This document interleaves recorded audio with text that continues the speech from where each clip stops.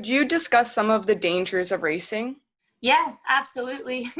I mean, we do try to keep ourselves obviously as safe as possible, and it's a lot safer than it was back in the day.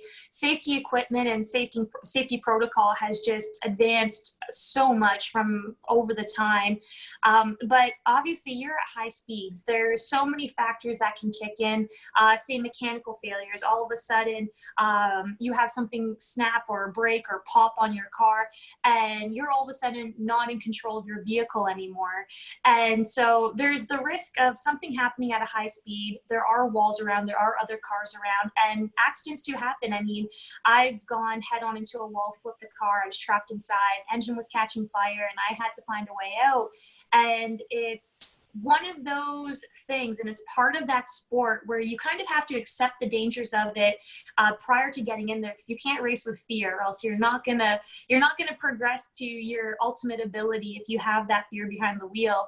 But there are many dangers with racing, but we do have roll cages, we have neck braces, we have fire retardant suits on, we have the medical staff there. I mean, there's just so much to it, our helmets and everything.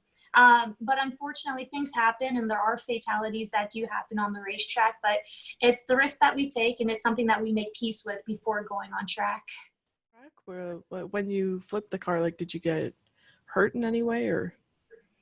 Yeah, so accidents, when they do happen, because we have so much safety equipment, you are quite protected. So thankfully, I mean, my crash, it wasn't small, it was pretty big, but I was able to walk out. I mean, I had some neck injuries and a little bit of nerve damage on the top of my head.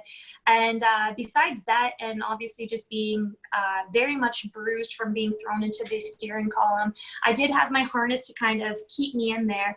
And we practiced. We know how to brace for high impact accidents, and did everything that we were taught. So I was able to walk away safely, and that's the main thing. And when you're inside the vehicle, it's kind of like military. You go boom, boom, boom. You know exactly what to do. Escape from here. That's not working. Let's go to the next procedure, and get yourself out. But there's been a few accidents, and the worst thing I've had was just a little bit of neck problems. And we were wondering, how would the same situation be handled on public streets for illegal street racing? Like, let's say their car flipped over. Yeah. See, this is where I actually get goosebumps even thinking about that happening to a regular vehicle, because race cars are designed to take an impact like that. We have roll cages that come right over us on the sides. We're completely protected by a cage. We have 5-point harnesses that come from here on your waist up through your legs, with a neck brace on that's latched onto your helmet, so you can't whip your head too much to snap your neck or anything like that.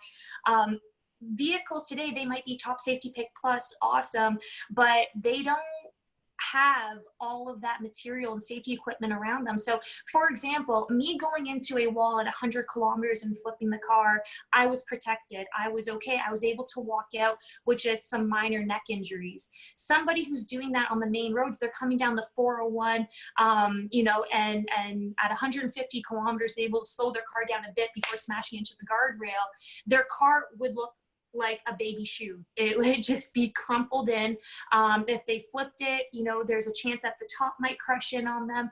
A snapped neck, even just from the force, they don't have a neck brace on them. They could be projected through the window because they don't have a proper harness on them.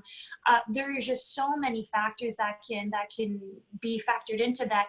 Street cars are nothing like race cars. They're both cars, but they are not properly structured for an impact like that.